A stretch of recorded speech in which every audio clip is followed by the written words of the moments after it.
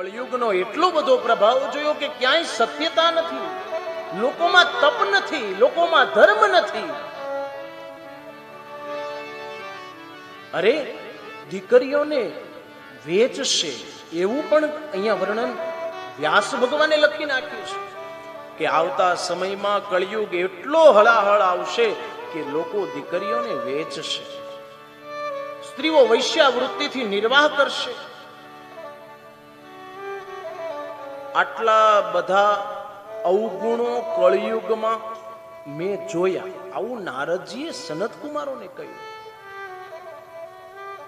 અને વાત એ સાચી જ છે ને, વેદવ્યાસ ભગવાને આટલા વર્ષો પૂર્વે આ બધું લખ્યું તો અત્યારે આપણને તો દેખાય છે કે કળિયુગમાં શું થાય છે.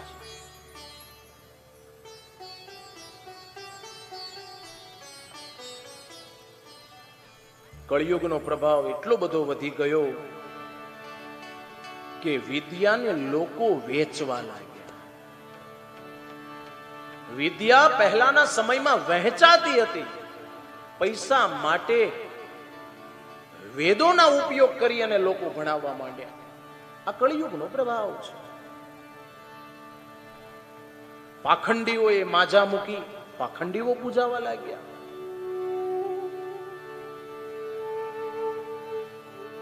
જેને વેદની વાત ન આવડતી હોય, બ્રહ્મનું જ્ઞાન ન હોય, અને ઈ પોતાની જાતને મોટો મહાન બનાવી અને દુનિયાને છેતરવા માંડે. બસ આ કળિયુગનો પ્રભાવ. યાદ રાખજો, સાચા સમર્થ સદગુરુના શરણમાં જજો, પણ પાખંડીઓથી આગા રહેજો, પાખંડીઓથી દૂર રહેજો. કેમ કે ભગવાન પાસે છેતરાઈ જવું સારું, પાખંડીઓ પાસે છેતરાવાય નહીં સાહેબ. અને અભિમાન તો એમ હોય કે જાણે ઈ જ ભગવાન. હે, માણસને માણસ બનતા હજી નથી આવડતું તો ભગવાન ક્યાંથી બની શકે સાહેબ? ભગવાન પાસે એટલું માગવું કે અમે માનવ બનીએ ને તોય બસ બહુ થઈ ગયું. અભિમાન ન કરવું, ભગવાન બનીને પૂજાવાનો પ્રયત્ન ન કરવો. એટલે તો હું વારે વારે હું કથાઓમાં કહું છું, વ્યાસપીઠ વક્તા એટલે પૂજ્ય છે કે આ વ્યાસપીઠ પૂજ્ય છે, બાકી અમે માણસ જ છીએ. અમે કોઈની કૃપા, ગુરુ કૃપા, કોઈ માં કૃપા, કોઈ ઈષ્ટ કૃપા, આ ગ્રંથની કૃપા ઉતરી છે એટલે આ વાણી નીકળે છે. કૃપા વગર શક્ય નથી. માટે ભગવાન તો જગતમાં કોઈ નથી, એક પરબ્રહ્મ પરમાત્મા છે સાહેબ. માં છે જગદંબા, એ દૈવી શક્તિ છે, હરિ છે, શિવ છે, પરમાત્મા તત્વ એ જ છે. બાકી કોઈ જગતમાં ભગવાન ન થઈ શકે. હું વારે વારે કહું છું, મારા પૂજ્ય ગુરુદેવ ભગવાન તો એવું કે આ કળિયુગમાં પૃથ્વીથી 4 વેદ ઊંચો આલે ને એનો ભરોસો ન કરવો. હે, શું કામ? તો તમારી નજર સામે જુઓ અને જ્યાં ધર્મ કાર્ય થતા હોય, જ્યાં સત કાર્ય થતા હોય અને તમારા હાથે જે તમે ધર્મ કરો એ જ સત્ય. પાખંડીઓથી દૂર રહેવું. અને એટલા માટે તો કહ્યું ને, છોટમ કવિ છોટમે મહા અભિમાન ને મટે નહીં ને, માને હું મનથી બહુ મોટો. મહાઅભિમાન મટે નહીં મનથી, માને કે હું બહુ મોટો. એ પ્રપંચે ને પરધન હરવાનો, એ પ્રપંચે પરધન હરવાનો, એને ખેલ કરે છે હાવ ખોટો. પૃથ્વી પાખંડે ખાધી, સત્યની શોધ નથી થાતી. આ પૃથ્વી પાખંડે ખાધી, સત્યની શોધ નથી લાગી. એ પૃથ્વી પાખંડે ખાઈ, સત્યની શોધ નથી લાગી. આ પૃથ્વી પાખંડે ખાધી, સત્યની શોધ નથી લાગી.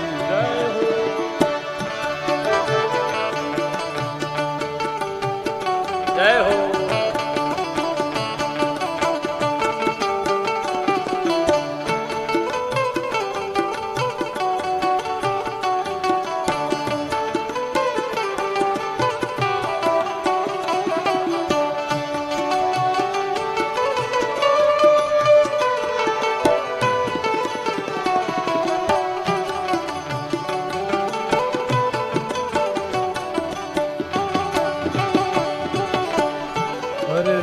બ્રહ્મની વાત ન જાણે, ગુરુ બનીને ગાજે જી. વેદ બ્રહ્મની વાત ન જાણે, ગુરુ બનીને બધે ગાજે. એ ઓઠે રહીને અનર્થ કરતા, ઓઠે રહીને અનર્થ કરતા,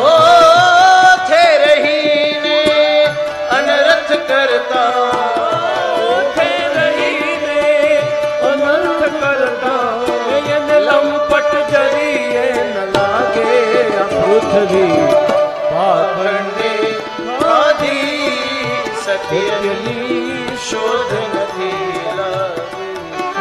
પૃથ્વી પાખંડે ખાધી, સત્યની શોધ નથી લાગી.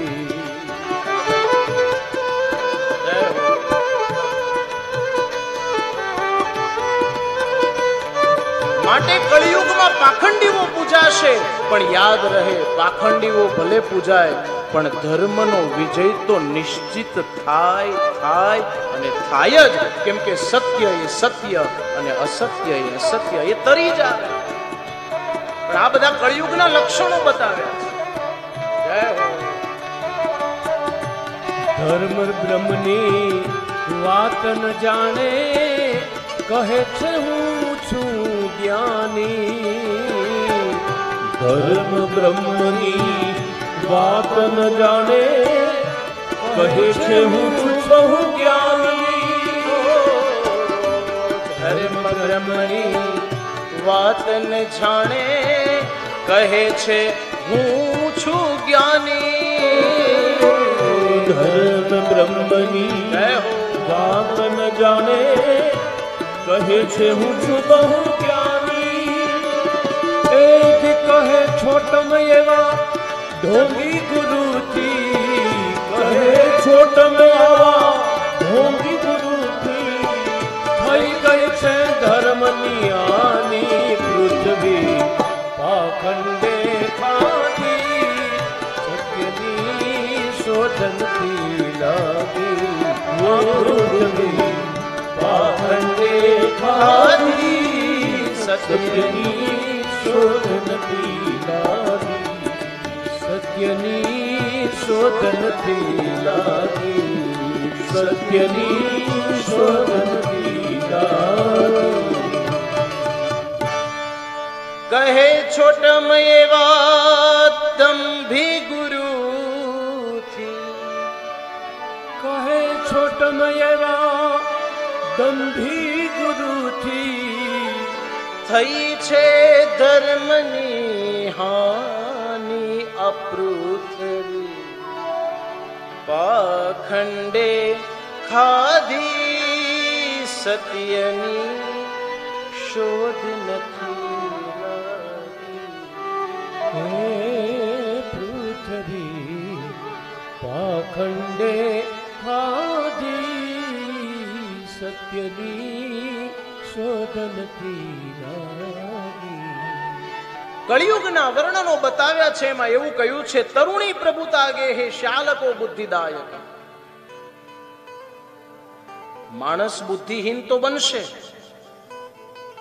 મંદમતી વાળો તો થશે, પણ ઘરે ઘરમાં નારીઓનું સામ્રાજ્ય ચાલશે અને પતિ પોતાના માતા પિતાની સલાહ લેવાની જગ્યાએ પોતાના શાળાની સલાહ લેશે. શાલકો બુદ્ધિદાયક. એટલે વિરોધાભાસ અહીંયા ચર્ચા નથી કરી.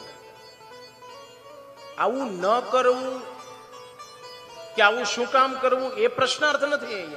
અહીંયા ગુણધર્મ બતાવ્યા છે કે કળિયુગમાં આવું થશે. હવે એવું થાય છે કે નહીં એ આપણે જોઈએ છે. અને પુરાણોમાં લખેલું ક્યારેય અસત્ય હોતું નથી સાહેબ.